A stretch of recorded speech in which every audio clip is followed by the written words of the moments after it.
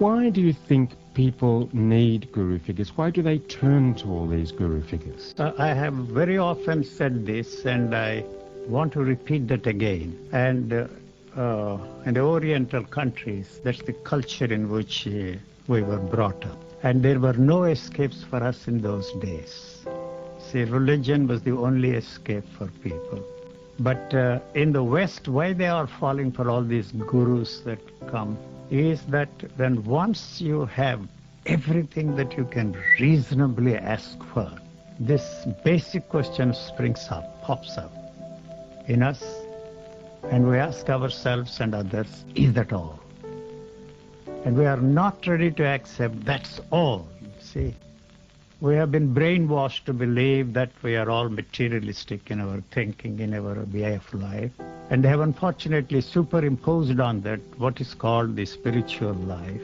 And we have all been persuaded for generations to follow or pursue the spiritual life. Unfortunately, the value system we have in this world is modeled after the spiritual teachers and their modes of life. And that placed before us the model of a perfect being, whereas nature is creating perfect species. And perfect species are quite different from perfect beings. That is why there is this suffering, there is this misery. And we accept once that that is the model for us. The way we are living, the way we are feeling, the way we are thinking just doesn't fit into us. And that turned us all into neurotic individuals. Well, not all of us, I suppose, but still, certainly, there is that element perhaps in any seeker. Yeah, but that applies to every mode of thinking, not necessarily the religious thinking of mine. I maintain that all things are born out of the same, is the thinking of man. You may not agree, and your listeners probably will reject that when I say, and I say it with a great emphasis, that thought in its very birth, in its content, in its expression, in its action is fascist. Maybe quite different from the political ideology called fascism, but it wants to control everything. One basic demand of us all is that we believe, and also there is a need to believe in things, and that is exploited by not only the spiritual teachers, past, present, and probably the teachers set to be born, will force us to believe in something what they are saying. And the political ideologies are exactly the same. All the political ideologies, nothing but the warty outgrowth of religion. But you yourself have had some kind of enlightenment experience, haven't you? I think it was in 1967 in Switzerland. What do you mean by the word enlightenment? What were you freed from? Yeah, I am freed from the demand to be enlightened. Naturally, because I was born in a religious atmosphere, superimposed on that the theosophical atmosphere, I was surrounded by the holy men all through my life, see, especially in the formative years. And I found, rather I was intrigued when I discovered that there was a dichotomy in their lives. What they preached was one thing, and the teachings and their preachings didn't produce the results. They blamed the followers, saying that the teaching is all right, the teachers are all right, something wrong with you. So I said to myself, nothing can be wrong here. Something is wrong with the teaching of these people. If the teaching doesn't produce the results, something wrong with the teacher as well. See, then the sentimentality comes into the picture, and we cannot so easily brush aside the teachers.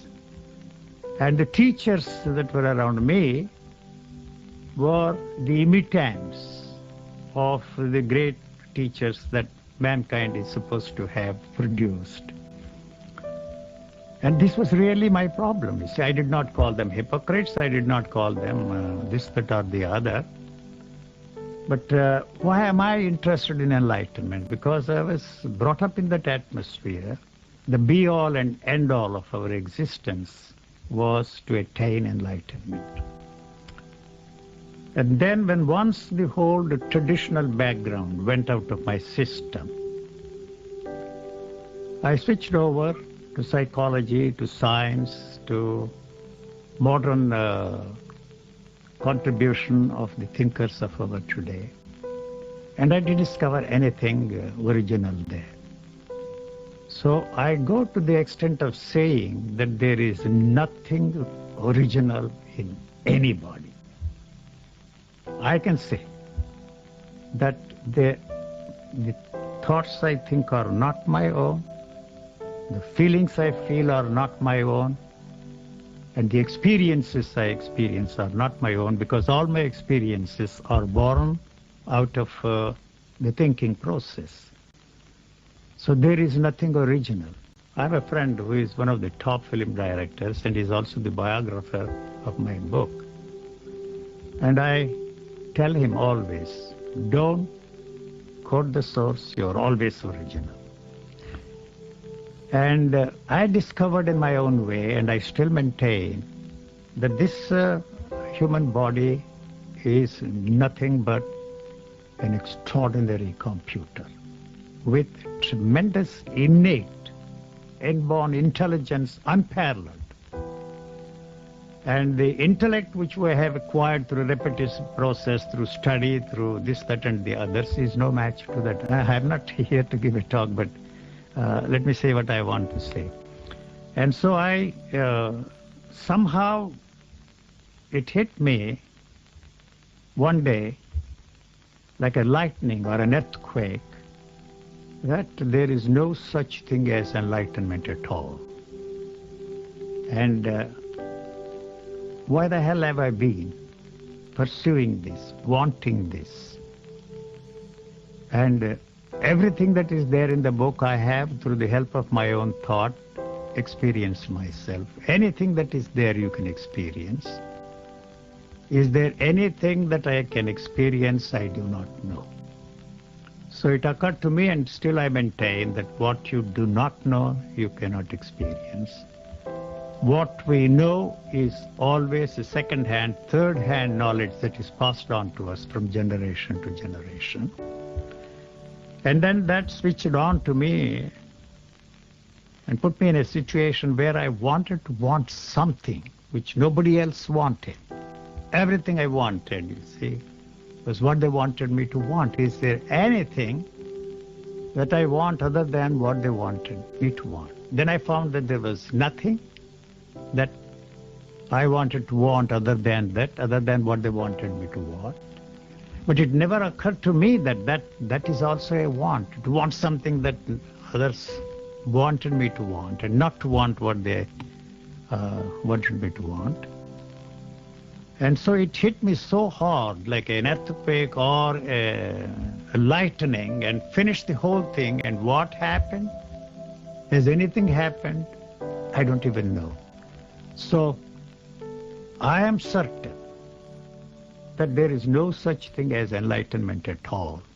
And this certainty that dawned on me as a result of flushing out of everything that everybody said and experienced before you, left me with the extraordinary way this body is functioning. So the people always ask me the question, are you enlightened or not? To me, there is no such thing as enlightenment at all. Anybody who claims that he is an enlightened man and sets up a holy business, it's his affair, and it is the tragedy of those who follow such people. And at the same time, I'm not interested in condemning those people who have set up holy business to enlighten other people. It's not my business. You see, they have to find out for themselves and by themselves that they are all taking them for a ride. Just the way I found myself, that I was misled, misguided, and ended up a misspent man. So it's not my interest to free them. I'm not a missionary in that sense, to free them and free them from their teachers. You see, there is a demand, obviously they are supplying the demand. So we are ready for the shoddy piece of goods, you know. I'm not sure with your message whether you will I know that nobody will accept ever get a pink Rolls Royce.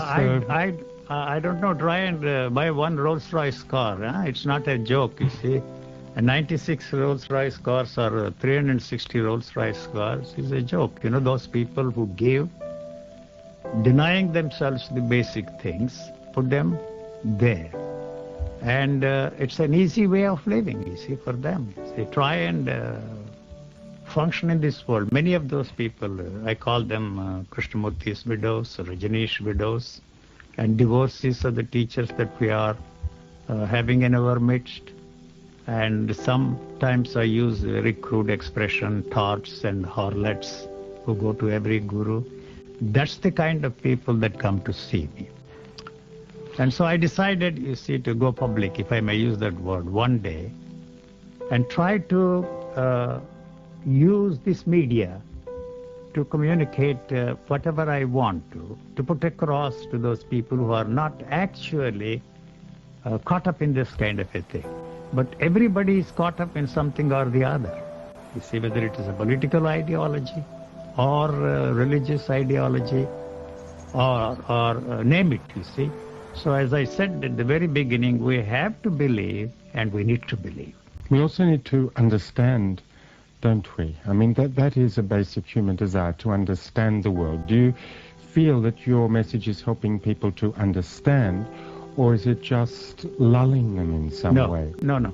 You see, this was my question and the demand to understand myself and the world around me. When once the demand to bring about a change in you isn't there, the demand to change the world also is not there. And what is the instrument that I am using to understand myself and to understand the world around me? So I never questioned. You see, when this thing dawned on me, what people call enlightenment or transformation or any word, it really doesn't matter, dawned on me, I said to myself, this is not the instrument that will help me to understand or that can help me to understand anything else in this world, me or the world around, and there is no other instrument. So this is a dark message. No, it is not dark message. When you face the reality of the situation, that this instrument is not the instrument at all and there is no other instrument, there is nothing to understand. You see, but I never said to myself, there is nothing to understand. This finished the whole thing. And I did not get up on a platform and come, ye people, and listen to me. I have found something. I have understood something. I am a teacher, you see, combining all the other teachers that existed before me. Finished. That was the end of it, you see. So when people come to see me, I just point out, look here, you see, I can discuss any subject from disease to divinity, and I have opinions on everything in this world.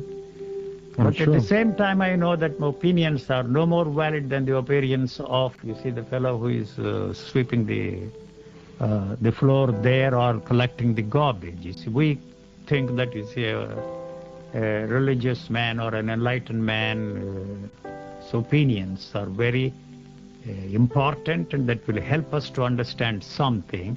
But as far as I'm concerned, my opinions are no more important than the opinions of anybody in this world. Well, U.G. Krishnamurti, you don't believe in originality, but it's still quite an original position for a guru. Thank you very much for talking with me this evening.